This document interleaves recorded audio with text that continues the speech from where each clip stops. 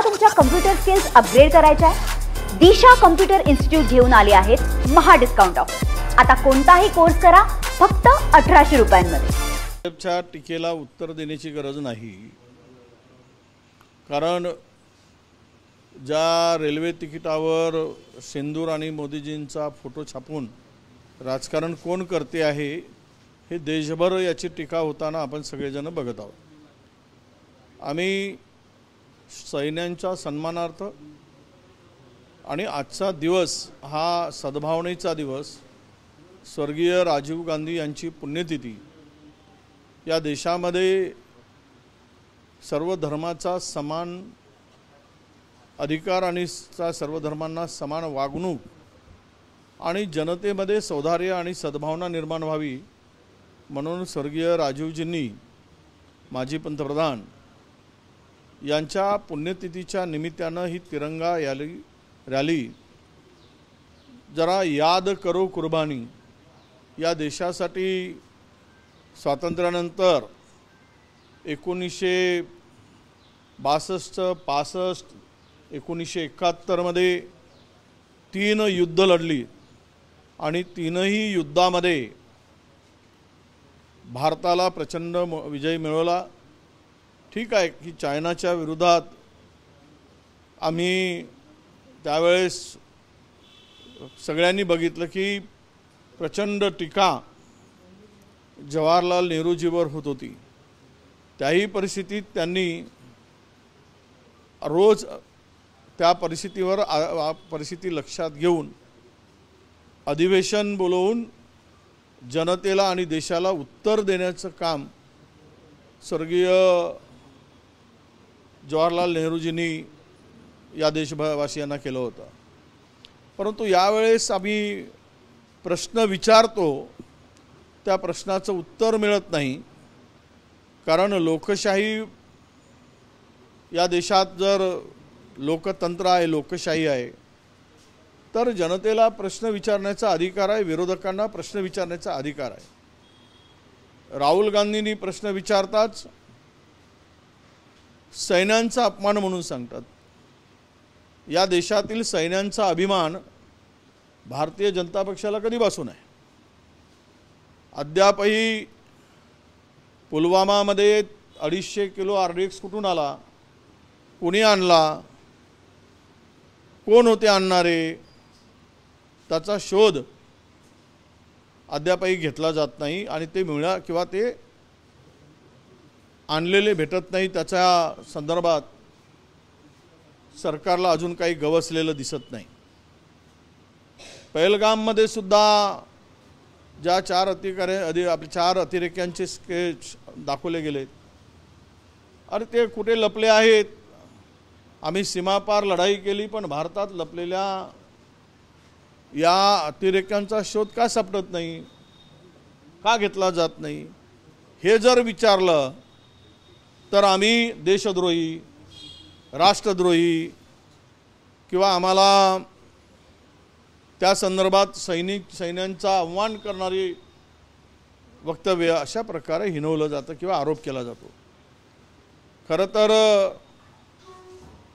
या देशामध्ये तिरंग्याचा सर्वाधिक अपमान करणारे कोण आहेत ते देशभराला माहीत आहे। त्यामुळे आजची आमची तिरंगा रॅली सैनिकांच्या शौर्याला सलाम करणारी, त्यांच्या एकूण या ऑपरेशन सिंदूरमध्ये जी भूमिका, जे शौर्य आणि हिम्मत आमच्या सैन्याने दाखवली, त्यांचं स्वागत करण्यासाठी ही रॅली आहे। आणि विशेष करून आमचे परराष्ट्र मंत्री श्री जयशंकरजी यांनी जे वक्तव्य केलं की ज्यावेळेस पहलगामचा हल्ला झाल्यानंतर आम्ही पाकिस्तानला कळवलं होतं आणि अतिरेक्यांच्या अड्ड्यावर आम्ही कारवाई केली किंवा ते उद्ध्वस्त केले, याचा अर्थ असाच होता की आम्ही तिकडे कारवाई करणार आहोत, तुमचे अतिरेकी तिथून हलवून टाका, तुमचे सैन्य काढून टाका, मग आम्ही रिकाम्या जागेवर हल्ला करतो असं म्हणायचं आहे का? असा उद्देश होता का? हेच आमच्या पक्षाने विचारलं. त्यात चूक काय आहे? एखाद्या देशाला असं सांगून हल्ला करणं हे योग्य आहे का? हे देशप्रेमाचे लक्षण आहे का? या सर्व गोष्टी जनतेपर्यंत पोचाव्यात आणि जो काही अतिरेक्यांनी पहलगाममध्ये जात धर्म विचारून हा पहिल्यांदा अशा प्रकारचा घाणेरडं कृत्य केलं आहे आणि त्यानंतर देशभरामध्ये सत्ताधाऱ्याकडून, दिल्लीच्या सरकारकडून आणि त्या पक्षाकडून हिंदू आणि मुसलमानामध्ये जे भांडणं लावण्याचं काम सातत्यानं होत आहे, त्यामध्ये सौहार्द निर्माण व्हावं, सद्भावना निर्माण व्हावी आणि हा देश सर्व जाती धर्मपंथांनी मिळून आलेल्या संकटाला सामोरं जाताना एकतेचा संदेश द्यावा, हा त्यामागचा उद्देश आहे. आणि त्यासाठीच आज या जरा याद करो कुर्बानी ही तिरंगा रॅली आम्ही काढतो आहोत. काल राज्यात ठिकठिकाणी अवकाळी पाऊस मोठ्या प्रमाणात झालेला आहे. पुण्यामध्ये अक्षरशः दाणादाण झालेली आहे. मुंबईतही पीक होती, होर्डिंग पडून झाड पडून एका महिलेचा देखील जीव गेल्याची माहिती आहे. मान्सून पूर्व जर ही स्थिती असेल तर जेव्हा खऱ्या अर्थानं मान्सून येईल तेव्हा काय स्थिती? काल पुण्यात, मुंबईत, काही मराठवाडा भागात, उत्तर महाराष्ट्रामध्येही काही जिल्ह्यामध्ये प्रचंड पाऊस झाला. पुण्याची तर परिस्थिती दुचाकी वाहनं वाहून गेल्याची माहिती आहे. खरं तर मान्सूनपूर्व पाऊस एवढा मोठ्या प्रमाणात येत असेल तर जून महिन्यामध्ये येणारा मान्सून जो रेग्युलर येतो त्यामध्ये खंड पडण्याची भीती आता वर्तविली जात आहे. आणि आत्ता जे काही रब्बी पिकाचं नुकसान झालं ते झालंच, ते मोठ्या प्रमाणात झालं. परंतु उद्या खरीपाचा हंगाम सुरू करताना पेरणी झाली आणि पावसाने डोळे ओटारलेत तर शेतकऱ्याला प्रचंड नुकसानीला सामोरं जावं लागेल, अडचणीला सामोरं जावं लागेल. अशा परिस्थितीमध्ये सरकारने हे सर्व परिस्थिती लक्षात घेऊन, ही सगळी परिस्थिती लक्षात घेऊन तातडीनं उपाययोजना करण्याची आवश्यकता आहे. मदत तर दिलीच गेली पाहिजेत. काल कॅबिनेटमध्ये चर्चा झाल्याची माहिती आहे. अजून काही GR निघाला नाही अवकाळी पावसामुळे झालेलं नुकसानीचा. परंतु हा अवकाळी पाऊस इतका धोकादायक ठरत आहे की आत्ताचं नुकसान आहेच, पुन्हा 4 दिवसाचा हवामान खात्याचा अंदाज, अरबी समुद्रामध्ये कमी दाबाचा पट्टा निर्माण होणार आहे 4 दिवस. त्यामध्ये या राज्यातील अनेक भागामध्ये म्हणजे मोठ्या प्रमाणात वादळ आणि पावसाची शक्यता वर्तवली आहे. अशा स्थितीमध्ये सरकार म्हणून या सगळ्यामध्ये लक्ष घालून पुढच्या येणाऱ्या संकटाला उपाययोजना करण्याची आवश्यकता आहे, ती करेल अशी आमची सरकारकडून अपेक्षा आहे.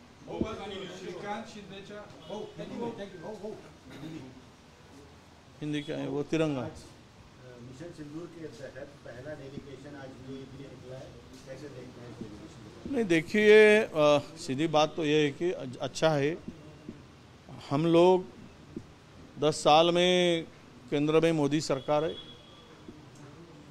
जो पाकिस्तान के साथ में खिलाफ में हमारी जंग शुरू हुई थी तब हमें किसी ने भी मदद करने की, खुलेआम भारत के पीछे खड़े होने की किसी ने भी तैयारी नहीं दर्शाई.